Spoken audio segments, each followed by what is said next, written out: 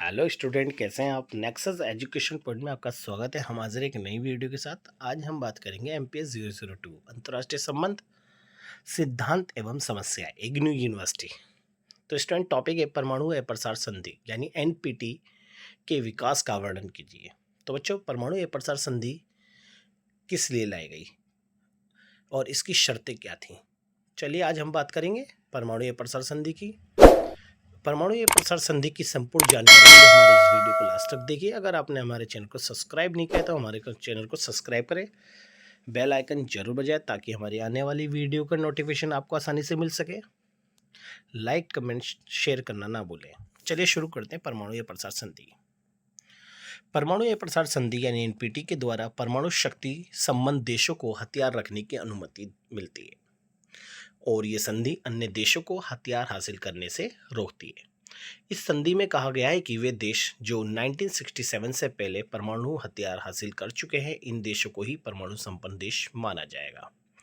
तो स्टूडेंट, ये परमाणु अप्रसार संधि अस्त्र शस्त्रों पर रोक लगाने वाली यूएनओ के द्वारा बनाई गई एक संधि थी, जिसके अंतर्गत ये माना गया कि आने वाले समय में परमाणु हथियारों पर रोक लगाई जाए ताकि विश्व को आने वाले युद्ध और भयंकर तबाही से रोका जा सके, जिसके लिए परमाणु अप्रसार संधि को स्थापित किया। जिसके अंतर्गत ये कहा गया कि 1967 यानी 1967 से पहले जो देश परमाणु बम बना चुके हैं, उन्हीं देशों को परमाणु संपन्न देश माना जाएगा और इन देशों पर कोई रोक नहीं लगाई जाएगी। और ये जो 1967 से पहले जो देश परमाणु बम बना चुके हैं, वो देश अमेरिका, ब्रिटेन, फ्रांस, रूस और चीन, ये 5 देश थे।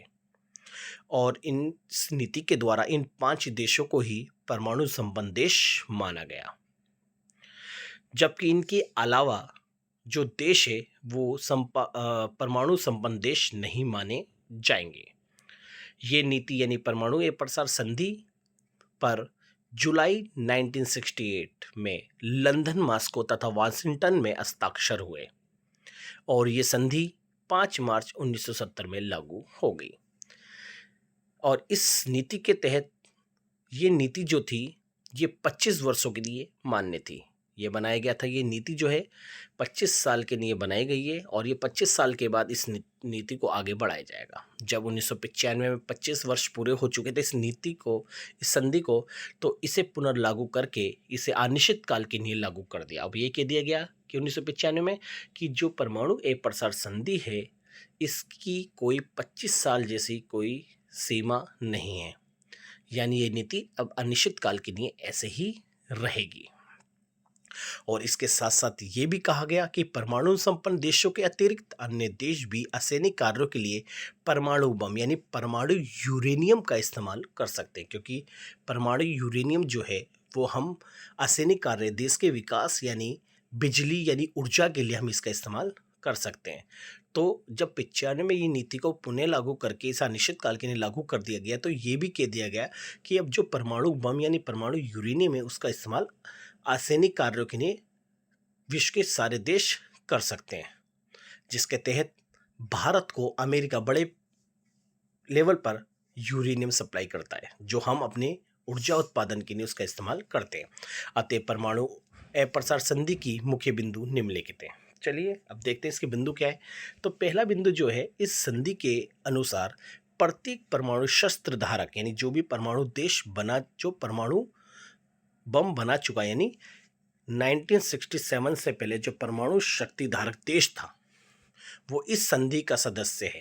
यानी इस संधि का सदस्य है, वे किसी भी आक्रामक यानी देश, यानी जो भी बड़ा देश है या कोई आक्रामक देश है, उसे किसी भी प्रकार के परमाणु शस्त्र साधनों का हस्तांतरण नहीं करेगा। यानी जिन्होंने परमाणु बम बना लिया है, वो अन्य आक्रामक देशों को परमाणु नीति या परमाणु हथियार या परमाणु जो वो होते हैं, क्या कहते हैं, टेक्नोलॉजी नहीं देंगे। साफ साफ इस संधि के तहत इसके अंतर्गत कहा गया और ये बात की गई है परमाणु अप्रसार संधि की आर्टिकल 1 के अंतर्गत। नेक्स्ट पॉइंट है आर्टिकल 2 में ये कहा गया है कि इस संधि पर जो हस्ताक्षर करने वाले देश हैं, यानी जो इस संधि पर जिसने हस्ताक्षर करे हैं, वो परमाणु विहीन सदस्य देश ये स्वीकार करते हैं कि वे किसी भी देश से परमाणु शस्त्र यानी परमाणु हथियार या परमाणु टेक्नोलॉजी या परमाणु विस्फोटक की शक्ति प्राप्त नहीं करेंगे, यानी उनसे टेक्नोलॉजी नहीं लेंगे। थर्ड है हमारा, इस संधि पर हस्ताक्षर करने वाले देश यानी जिन्होंने परमाणु या प्रसार संधि पर हस्ताक्षर करें, ये नियम उन पर लागू होते हैं। और ये कहा गया है कि इस संधि पर हस्ताक्षर करने वाले देश को ये अधिकार होगा कि वे परमाणु ऊर्जा के शांतिपूर्ण उपयोग के लिए संबंधित साजो सामान यानी जो भी परमाणु यूरेनियम है उसका इस्तेमाल या वैज्ञानिक तकनीकी ज्ञान का परस्पर आदान प्रदान कर सकते हैं। ठीक है, जैसे अमेरिका हमारे को यूरेनियम दे रहा है। नेक्स्ट है, इस संधि के लागू होने के 5 वर्षों बाद संधि के सदस्य का एक सम्मेलन जेनेवा यानी स्विट्जरलैंड में बुलाया जाएगा 5 साल के बाद, ताकि इस बात की समीक्षा की जाएगी कि इस संधि की धाराओं तथा उद्देश्यों का पूर्ण रूप से पालन किया जा रहा है या नहीं। यानी इसमें कह दिया गया कि अब 5 साल के बाद जेनेवा में यानी स्विट्जरलैंड में हर 5 साल के बाद जो परमाणु या प्रसार संधि के जो सदस्य देश हैं उनका सम्मेलन बुलाया जाएगा और उनके अंतर्गत ये सुनिश्चित किया जाएगा कि जो सदस्य देश हैं वो संधि की धाराओं या उद्देश्य का पालन कर रहे हैं या नहीं।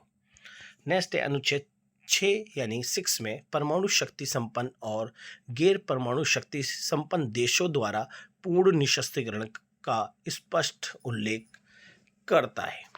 तो इस आधार पर ये कुछ इसकी मुख्य बातें थीं जो हमें परमाणु ए प्रसार संधि के अंतर्गत हमें इन बातों का स्वीकार करना होगा। तो ये हमारे परमाणु ए प्रसार संधि, इस टॉपिक को आप बहुत अच्छे से कर लीजिएगा। चलिए नेक्स्ट वीडियो के लिए हमारे चैनल को सब्सक्राइब करें, बेल आइकन जरूर बजाएं, लाइक कमेंट शेयर करना ना भूलें।